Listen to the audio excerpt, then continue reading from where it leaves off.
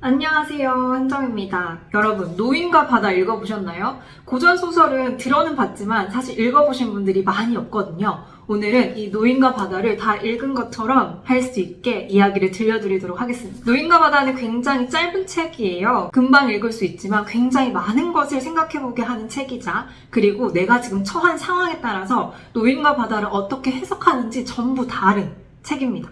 노인과 바다는 두 명의 주인공이 나옵니다. 산티아고라는 노인과 그 노인과 함께 고기잡이를 하는 소년이 나와요. 첫 문장이 이렇게 시작됩니다. 그는 멕시코 만류에 조각배를 띄우고 홀로 고기잡이를 하는 노인이었다. 노인은 지난 84일 동안 물고기를 한 마리도 잡지 못했다. 노인은 꽤 오랜 시간 물고기를 한 마리도 잡지 못하는데 그 소년의 부모님이 그 상황을 보고 너 다른 고기잡이한테 가야겠어 라고 부모님이 다른 고기잡이한테 보냅니다. 하지만 이 소년은 원래 이 노인에게 고기를 잡는 법을 배웠기 때문에 굉장히 애정하고 따르는 모습을 보이고 있어요. 그래서 초반에 곳곳에 보면은 소년이 노인을 챙기는 모습을 굉장히 많이 볼 수 있거든요. 할아버지 뭐 가져다 드릴까요? 할아버지 이거 좀 드세요 하고 챙겨드리는데 그 노인이 아니야 괜찮아 라는 식으로 이 소년의 마음을 고맙게는 여기지만 그것들을 다 수용하고 받지는 않아요. 저는 이것에 대해서 좀 의아하더라고요. 그러다가 드디어 노인이 항해를 떠납니다. 고기를 잡으러 떠나는데 굉장히 자신감에 넘친 대목이 나와요. 하지만 나는 낚싯줄을 정확하게 내린다 이 말씀이야. 노인은 생각했다. 더 이상 운이 따라주지 않아서 이 모양이지? 하지만 누가 알아? 어쩌면 오늘일지 몰라. 하루하루가 새로운 법 아닌가. 운이 따라준다면 나쁠 것 없지. 하지만 나는 정확하려고 더 애쓰겠어. 그래야 운이 찾아왔을 때 맞을 준비가 돼 있지 않겠나. 와 같이 오랜 시간 물고기를 잡지 못했지만 굉장히 긍정적인 마음을 가지고 홀로 고기잡이를 떠납니다. 그렇게 꽤 오랜 시간 이렇게 바다에서 머물다가 촉이 와요. 그 순간 낚싯줄을 살피는데 튀어나와 있던 녹색 막대 하나가 물속으로 쑥 들어가는 게 보였다. 울컨! 노인은 소리쳤다. 드디어 뭔가 반응이 온 거죠. 그런데 어마어마하게 큰 물고기가 잡혔는지 얘가 잡아 당겨지지 않는 거예요. 그래서 꽤 오랜 시간 그 물고기가 씨름을 해요. 도대체 저게 뭘까? 저 물고기가 뭐지? 뭐길래 이렇게 나를 힘들게 하는 거야? 하지만 나는 잡을 수 있어 라고 하다가 시간이 계속 길어지다 보니까 이 노인도 당연히 지칠 거잖아요. 그 순간에 그 소년을 떠올려요. 그래서 계속 그 아이가 있었다면 좋으련만, 그 아이가 있었으면 뭐 잡았을 거야 같이 소년을 떠올리기도 하거든요. 여러분은 어떨 것 같으세요? 여기에서 첫 번째 생각할 포인트가 있습니다. 굉장히 오랜 시간 고기를 못 잡던 노인이 바다에 나갔는데 엄청 큰 물고기가 잡힌 것 같은 거예요. 근데 아무리 해도 잡아 당겨지지 않아요. 굉장히 오랜 시간 싸움을 해서 굉장히 지쳐요. 엄청 지치고 고민도 많고 나라면 어땠을까라고 먼저 생각해 볼 필요가 있겠죠. 계속해서 그 물고기와 싸울 것이냐 아니면 얘는 난 안 되겠다 혼자서는 안 되겠다 하고 보내주고 딴 물고기를 잡을 것이냐. 하지만 이 노인은 어떻게 생각을 했냐면 포기하지 않았어요. 일단 내 계책에 걸려든 이상 니놈도 선택이 불가피했으렸다. 노인은 생각했다. 와 같이 굉장히 난 너 잡을 수 있어 너 딱 기다려 라는 마음으로 가다가 상처도 나고 밥도 못 먹고 햇빛은 뜨겁고 지치잖아요. 이제 왔다 갔다 하기 시작해요. 저 물고기가 하룻밤 더 버틸 작정이라면 나도 뭘 좀 더 먹어둬야 돼. 병에 물도 얼마 안 남았어. 점점 내 생명에도 위험감을 느끼는 순간들이 오죠. 여기서는 만세기 외에는 아무것도 잡히지 않을 모양이야. 하긴 만세기도 싱싱할 때 먹으면 나쁘지 않지. 오늘 밤에는 날치가 배 안으로 뛰어들어주면 좋을 텐데. 내가 먹을 수 있는 식량이 떨어지자 물고기 하나만 이렇게 뛰어 올라주면 내가 그거 먹고 버틸 텐데 하면서 약한 모습들이 점점 보이기 시작합니다. 희망에도 찼다가 약해졌다가 이런 생각을 해요. 문득 노인은 머리가 조금 흐릿해지기 시작하더니 이런 생각이 들었다. 물고기가 나를 데려가는 건가? 내가 물고기를 데려가는 건가? 내가 물고기를 배 뒤에 매달아 끌고 간다면 문제될 게 없지. 항해는 순조로웠고 노인은 두 손을 소금물에 담그고 정신을 똑바로 차리려 했었다. 소위 이제 난리가 난 거예요. 그래서 소금물에 담그면서 정신을 차리려고 노력을 합니다. 뭉게구름이 높이 떠있고 그 위로 새털구름이 넉넉히 깔린 것을 보아 밤새 미풍이 불리라 예감할 수 있었다. 노인은 이게 현실인 것을 확인하려고 수시로 물고기를 쳐다봤다. 이 노인이 이렇게 버티고 있는 이유는 딱 한 가지예요. 저 물고기를 잡겠다.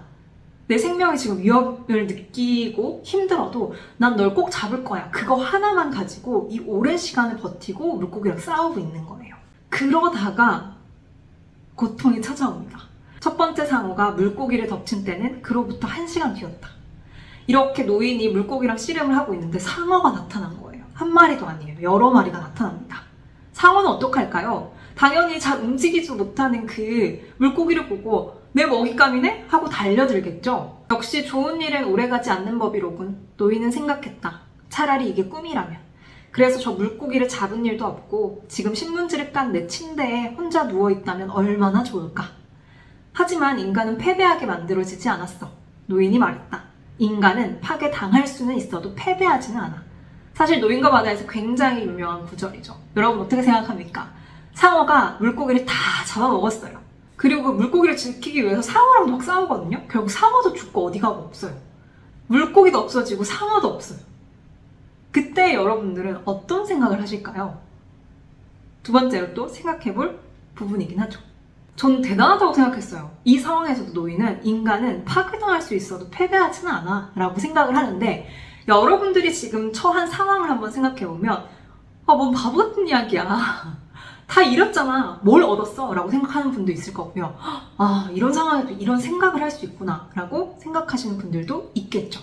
그래서 지금 여러분들이 처한 상황과 내가 가지고 있는 관점에 따라서 이 책을 해석하는 것은 굉장히 다양하겠다는 생각이 들었어요. 희망을 품지 않는다는 것은 어리석은 일이야. 노인은 생각했다. 더구나 내 믿음으로는 그건 죄악이야.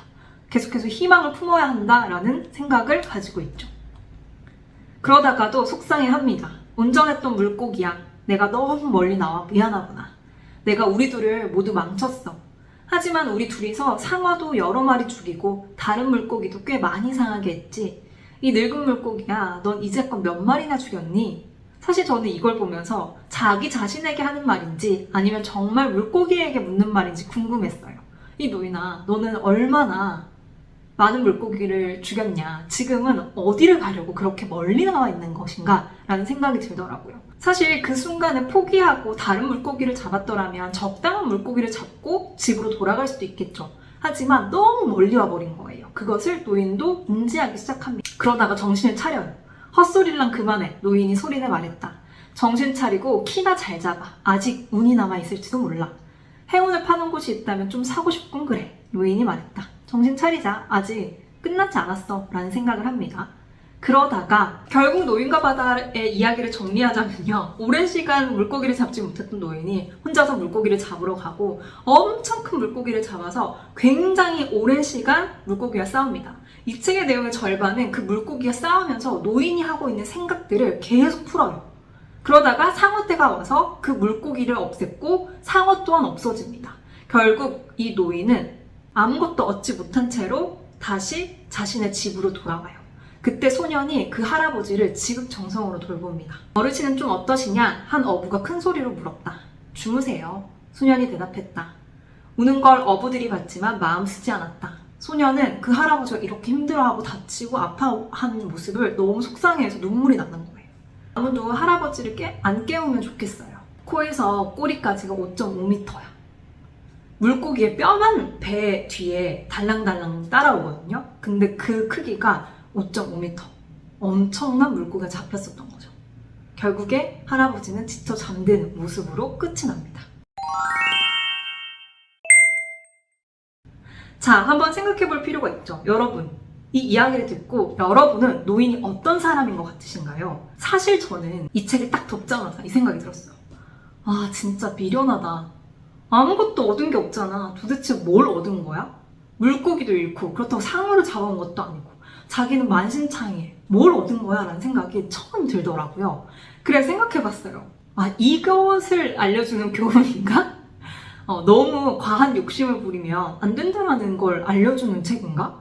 배경 지식을 아무것도 찾지 않고 먼저 읽었었거든요. 그리고 나서 찾아봤어요.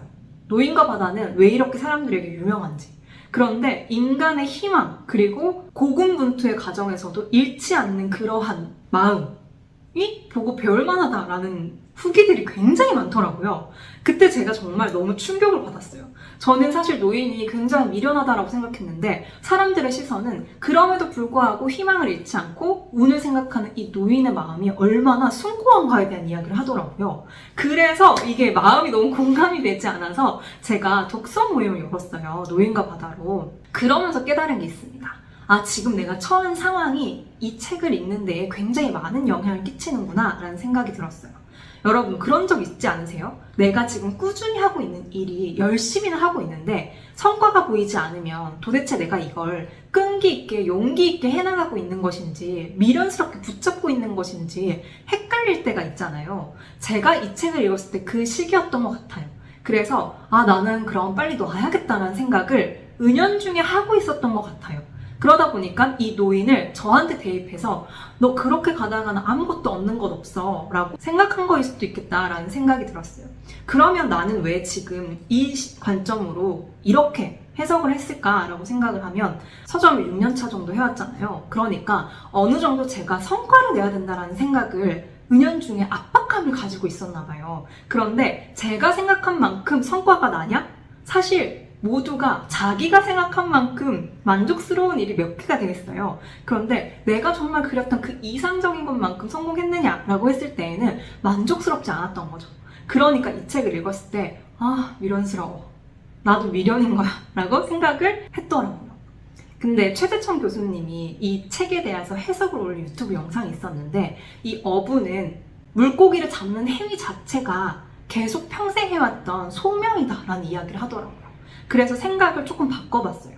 제가 하고 있는 일은 사실 제 업이라고 생각을 하거든요. 평생 걸쳐서 하고 싶은 일이라고 생각을 하는데 그 이유가 제가 돈이 정말 많다면 어떤 일을 할 것이냐라고 했을 때 저는 계속 이 일을 하고 싶어요. 근데 제가 이것을 소명, 업이라고 생각하지 않고 성과에 목매는 순간 마음이 불안해지고 모든 것이 무의미하게 여겨지는 거죠.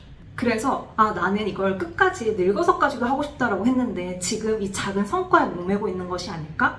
이 어부가 물고기를 잡는 것, 잡히지 않더라도 계속하는 것처럼 나 또한 성과가 아니라 굉장히 장기적인 시각으로 내 업을 바라봐야 되지 않을까라는 생각을 하게 되었습니다. 그리고 독서 모임을 하다가 나온 이야기 중에 하나가요. 만약에 제목이 청년과 바다였으면 어땠을까라는 이야기도 했어요. 사실 청년, 우리가 돈을 벌고 뭔가 성과를 내야 되는 이 시기에 노인처럼 어떤 말도 안 되는 것에 도전을 해서 그것을 잃고 그 과정에서 무언가 깨닫는 게 있다면 내가 놓아야 된다. 혹은 나한테 진짜 중요한 게 뭔가 라는 것들을 깨달아야 되는 나이가 있잖아요. 근데 그게 지금 제 나이대에 즉 청년일 때는 깨닫는 게 굉장히 어려운 걸 수도 있겠다라는 생각이 들었어요. 왜 이 생각까지 갔냐면 마지막에 저는 노인이 자기가 살던 곳으로 돌아오는 게 굉장히 좋았거든요. 자기가 밖에서 굉장히 소명을 다해서 열심히 일을 했지만 그것에 뭔가 제가 봤을 때 실패를 하고 돌아왔는데 자신이 돌아온 곳에서 자신의 주변 사람들이 그 사람을 급진 챙기는 것을 보고 결국에는 자신의 소명을 다하는 공간도 있지만 그가 푹 쉴 수 있고 보살핌을 받을 수 있는 그 사람의 환경 또한 있구나. 돌아갈 곳이 있구나. 노인은 돌아갈 곳이 있기 때문에 무모한 도전들, 제가 봤을 때 무모한 도전들을 계속 할 수 있지 않을까라는 생각이 들더라고요. 그래서 어쩌면 노인이라는 하나둘씩 성취하는 것이 아니라 하나둘씩 놓아가는 과정들, 거기에서 진짜 소중한 것들을 깨닫는 그 인생의 과정에서 그게 필요한 시기라면 조금은 이해할 수도 있겠다라는 생각이 들었습니다. 그래서 첫 번째로 읽을 때는 내 관점에서 이 책은 어떻게 해석을 하게 되는지 살펴보는 것이 좋지만 두 번째로는 청년이 아니라 노인이었다는 것. 노인에게 삶은 무엇이고 노인에게 소명은 무엇인지를 한번 생각해 보는 것도 중요합니다. 일에 대해서만 이야기를 했지만 독서 모임에서는 사랑에 대한 이야기도 나왔었거든요. 저는 연애에 있어서 나만 놓으면 되는 관계 있을 때에는 그게 미련이라고 생각을 하거든요. 그런데 사실 미련이 나쁜 것일까? 라고 했을 때 저는 나쁜 것이 아니라고 생각이 들어요. 용기를 내서 무언가를 했는데 미련이 남은 걸 수도 있고 그 미련이 남아서 다시 용기를 내서 무언가 도전할 수도 있는 거잖아요. 결국엔 내가 소중하게 여기는 것을 어떻게 대할 것이냐의 태도의 문제지 용기와 미련이 좋다 나쁘다 라는 것들로 구분될 수는 없구나. 내 인생의 한 부분이고 과정이구나 라는 생각 또한 했습니다. 여러분들의 일과 사랑이 가끔은 용기인지 미련인지 헷갈릴 때가 분명히 올 텐데요. 그것을 잘했다, 못했다 라는 것들로 나누는 것이 아니라 내가 정말 소중하게 여기는 그것을 위해서 이런 식으로 표현을 했구나, 표출을 했구나, 붙잡으려고 노력을 했구나 라는 것으로 생각해보면 좋을 것 같습니다. 여러분은 요즘 어떤 것에 용기와 혹은 미련을 부리고 있을까요?